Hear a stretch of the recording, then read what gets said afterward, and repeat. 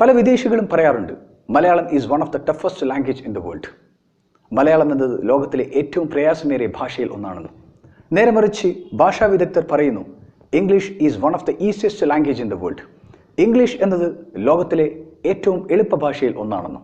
Then why the toughest language speaker can't speak the easiest language? There is a question mark. പിന്നെന്തുകൊണ്ട് ലോകത്തിലെ ഏറ്റവും ബുദ്ധിമുട്ടേറിയ ഭാഷ സംസാരിക്കുന്ന നമുക്ക് മലയാളികൾക്ക് ലോകത്തിലെ ഏറ്റവും എളുപ്പ ഭാഷയിൽ ഒന്നായ ഇംഗ്ലീഷ് സംസാരിക്കാൻ സാധിക്കുന്നില്ല? ഈ ഒരു ചോദ്യത്തിൻ്റെ ഉത്തരമായിട്ടാണ് ഞാൻ നിങ്ങളുടെ മുന്നിൽ ഇന്ന് വന്നിരിക്കുന്നത്. നമുക്കറിയാം ഏതൊരു ഭാഷയ്ക്കും രണ്ട് തലങ്ങളുണ്ട്. ഒന്ന് വാമൊഴിയും മറ്റൊന്ന് വരമൊഴിയും. വാമൊഴി എന്നതുകൊണ്ട് ഉദ്ദേശിക്കുന്നത് സംസാര ഭാഷയും വരമൊഴി എന്നത് എഴുത്ത് ഭാഷയുമാണ്. നമ്മളൊക്കെ മലയാളം ഉൾപ്പെടെ പല ഭാഷകളും സംസാരിച്ചത് വാമൊഴിയിലൂടെയാണ്. നേരെ മറിച്ച് ഇംഗ്ലീഷ് എന്ന ഭാഷയെ നമ്മൾ സമീപിച്ചത് എഴുത്ത് ഭാഷയിലൂടെയാണ്. അതുകൊണ്ടായിരിക്കാം ഒരുപക്ഷെ നമ്മളൊക്കെ വർഷങ്ങളോളം സ്കൂൾ തലത്തിലും കോളേജ് തലത്തിലും ഇംഗ്ലീഷ് എന്ന ഭാഷ പഠിച്ചിട്ടും ഇംഗ്ലീഷ് സംസാര ഭാഷയിൽ വളരെ പിറകോട്ടാകാനുള്ള കാരണം.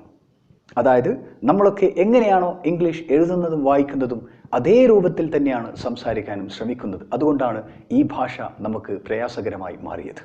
ഈവൻ സ്പോക്കൺ ഇംഗ്ലീഷ് സ്ഥാപനത്തിൽ പോലും പഠിപ്പിക്കുന്നത് ഗ്രാമറിൽ അധിഷ്ഠിതമായ എഴുത്ത് ഭാഷയാണ്. ഇവിടെയാണ് ഞാൻ അവതരിപ്പിക്കുന്ന നേരത്തെ പറഞ്ഞ ദ ഈസിയസ്റ്റ് ലാംഗ്വേജ് എന്ന സിമ്പിളിലുള്ള ആ സ്പോക്കൺ ഇംഗ്ലീഷ് സംസാര ഭാഷയുടെ മെത്തേഡിൻ്റെ പ്രസക്തി. ഒരുപക്ഷെ ലോകത്തിൽ ആദ്യമായിട്ടായിരിക്കാം ഏതൊരു സാധാരണക്കാരനും സാധ്യമാകുന്ന രീതിയിൽ തയ്യാറാക്കിയിട്ടുള്ള വളരെ അപൂർവത്തിൽ അപൂർവമായ ഒരു spoken English practical learning method അവതരിപ്പിക്കുന്നത്.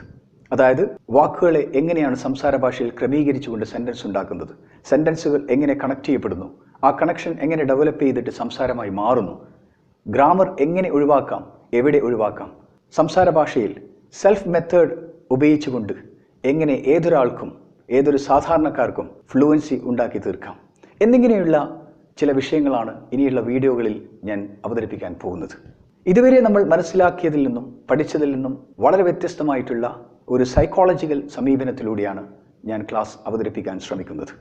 ഒരുപാട് ഗവേഷണത്തിൻ്റെ ഫലമായി ക്രോഡീകരിച്ചുകൊണ്ട് ഒരു ക്യാപ്സൂൾ രൂപത്തിലാണ് നിങ്ങൾക്ക് ഇട്ടുതരുന്നത്. അതിനെ നിങ്ങൾ അതേ ഗൗരവത്തോടു കൂടി പ്രാക്ടീസ് ചെയ്തുകൊണ്ട് ഇംഗ്ലീഷ് ഫ്ലുവൻസി ഉണ്ടാക്കി തീർക്കുമെന്ന വിശ്വാസത്തോടു കൂടി ഞാൻ ക്ലാസ് അവതരിപ്പിക്കാൻ പോവുകയാണ്. ഇന്നത്തെ ക്ലാസ്സിൽ ചെറിയൊരു ടിപ്പ് ഞാൻ നിങ്ങൾക്ക് മുൻപിൽ അവതരിപ്പിക്കുകയാണ്. നമുക്കറിയാം നമ്മളൊക്കെ മഹാസാഗരം അല്ലെങ്കിൽ ബാലികേറ മല, ഹിമാലയൻ ടാസ്ക് ഒരിക്കലും സാധ്യമല്ല എന്നൊക്കെ പറയുന്ന ഈ ഇംഗ്ലീഷ് എന്ന ലോകഭാഷ വെറും 3 ആശയങ്ങളുമായി ബന്ധപ്പെട്ടതാണ്. ഈ 3 ആശയങ്ങൾ നിങ്ങൾ വ്യക്തമായും സ്പഷ്ടമായും മനസ്സിലാക്കിയിരുന്നുവെങ്കിൽ നിങ്ങൾക്ക് ഈ ഭാഷയെ എളുപ്പത്തിൽ അനായാസേന കൈകാര്യം ചെയ്യാൻ സാധിക്കുമെന്ന് ഞാൻ ആദ്യം തന്നെ നിങ്ങളെ ഓർമ്മപ്പെടുത്തുന്നു. ഏതൊക്കെയാണ് ഈ 3 ആശയങ്ങൾ? അതിൽ ആദ്യത്തെ ആശയത്തിൻ്റെ പേര് ബി എന്നാണ്, രണ്ടാമത്തെ ആശയത്തിൻ്റെ പേര് ഡു എന്നും മൂന്നാമത്തെ ആശയത്തിൻ്റെ പേര് ഹാവ് എന്നുമാണ്. ഇതിൽ ബി എന്നതിൻ്റെ ലിറ്ററൽ മീനിങ് അഥവാ പ്രധാനപ്പെട്ട അർത്ഥം ആവുക, ആയിത്തീരുക എന്നതാണ് അർത്ഥം. Example, be a good person, നല്ലൊരു മനുഷ്യനാവുക. ബി കോൺഫിഡൻറ്റ്, ആത്മവിശ്വാസമുള്ളവനാവുക. ബി ഹാപ്പി, സന്തോഷവാനാവുക. രണ്ടാമത്തെ ഡു എന്ന ആശയമാണ്. അഥവാ ഡു എന്ന് പറഞ്ഞു കഴിഞ്ഞാൽ ചെയ്യുക എന്നാണ് പ്രധാനപ്പെട്ട അർത്ഥം. ഡു യുവർ ഹോംവർക്ക്, നിങ്ങളുടെ ഹോംവർക്ക് ചെയ്യുക. ഡു യുവർ ജോബ്, നിങ്ങളുടെ ജോലി ചെയ്യുക. മൂന്നാമത്തെ ഹാവ് എന്നുള്ളത് ഉണ്ടാവുക ഓർ ഉണ്ടാക്കുക എന്നാണ് അർത്ഥം. ഹാവ് എ ഗുഡ് റിലേഷൻഷിപ്പ്, നല്ല ബന്ധങ്ങൾ ഉണ്ടാക്കുക. ഇനി ഈ 3 ആശയങ്ങളും എന്താണ് ഇതിൻ്റെ ഡെഫിനിഷൻ എന്നാണ് ഞാൻ പറയാൻ വേണ്ടി പോകുന്നത്. അഥവാ ഇത് എന്താണ് ഉദ്ദേശിക്കുന്നത്? ബി എന്ന ആശയത്തിനെ ഉദ്ദേശിക്കുന്നത് അഥവാ സ്റ്റേറ്റ് ഓഫ് ബീങ്, നമ്മുടെ സ്ഥാനമാനങ്ങൾ, നമ്മുടെ അവസ്ഥയെക്കുറിച്ച് പറയാൻ വേണ്ടിയിട്ടാണ് ഈ ആശയം ഉപയോഗിക്കപ്പെടുന്നത്. ഉദാഹരണം, ഞാൻ എന്താണ്, ഞാൻ എന്തല്ല, എനിക്ക് എന്തൊക്കെ ആകാൻ കഴിയും, ഞാൻ എന്തൊക്കെ ആകണം, ഇതൊക്കെ പറയാൻ വേണ്ടിയിട്ടാണ് ബി എന്നൊരു ആശയം നമ്മൾ ഉപയോഗിക്കുന്നത്. രണ്ടാമത്തെ ഡു എന്നുള്ളത് എൻ്റെ ആക്ഷൻസ്, എൻ്റെ പ്രവൃത്തികളെക്കുറിച്ച് കണക്ട് ചെയ്യാൻ വേണ്ടിയിട്ടാണ് ഈ ഡു എന്ന ആക്ഷൻസ് വരുന്നത്. മൂന്നാമത്തത് ഹാവ് എന്നുള്ളത് എൻ്റെ കൈവശമുള്ള അഥവാ എൻ്റെ പൊസഷൻ, എൻ്റെ ഓണർഷിപ്പ്, എൻ്റെ ഉടമസ്ഥതയിലുള്ള സാധനങ്ങളെക്കുറിച്ച് എനിക്കെന്തുണ്ട്, എനിക്കെന്തില്ല എന്ന് പറയാൻ വേണ്ടിയിട്ടാണ് ഹാവ് എന്ന ആശയവും വരുന്നത്. ഇവിടെ ബി, ഡു, ഹാവ് എന്ന ഈ 3 ആശയങ്ങൾ വളരെ സ്പഷ്ടമായി മനസ്സിലാക്കി കഴിഞ്ഞാൽ ഇതിൻ്റെ ഉള്ളിലേക്ക് നിങ്ങൾക്ക് എളുപ്പത്തിൽ കയറാൻ സാധിക്കും. ബി എന്നതിന് 14 ഫാമിലീസാണുള്ളത്, ഡു എന്നതിന് 22 ഫാമിലീസും ഹാവ് എന്നുള്ളതിന് 10 കുടുംബങ്ങളുമാണുള്ളത്. ബി എന്നതിൻ്റെ ആദ്യത്തെ ഫാമിലിയുടെ പേരാണ്, അഥവാ പ്രസൻറ്റ് എന്ന് പറയും, വർത്തമാനം.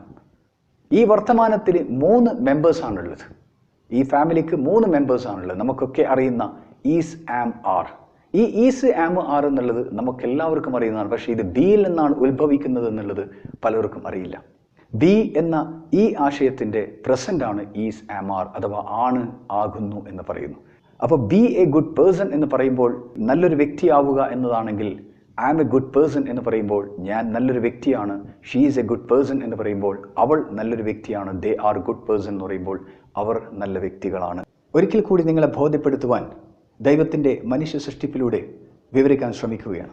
നമുക്കറിയാം, നമ്മളെല്ലാവരും ആദ്യമായി മാതാവിൻ്റെ ഗർഭാശയത്തിൽ പിറന്നു വീഴുന്നത് ഒരു രക്തക്കട്ടയുമായിട്ടാണ്.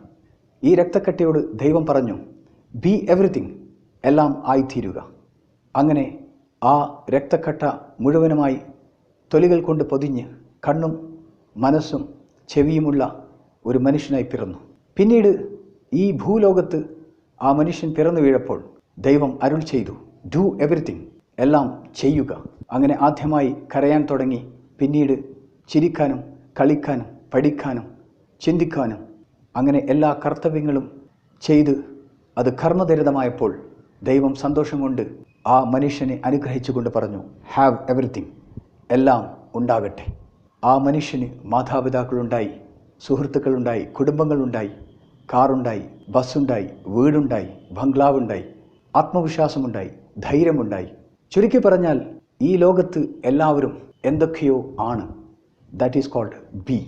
ഈ ലോകത്ത് എല്ലാവരും എന്തൊക്കെയോ ചെയ്യുന്നു. That is called do. ഈ ലോകത്ത് എല്ലാവർക്കും എന്തൊക്കെയോ ഉണ്ട്. That is called have. This is totally called be, do, have. So thanks for watching this video. See you with continuation of this video. Till then, take care and goodbye.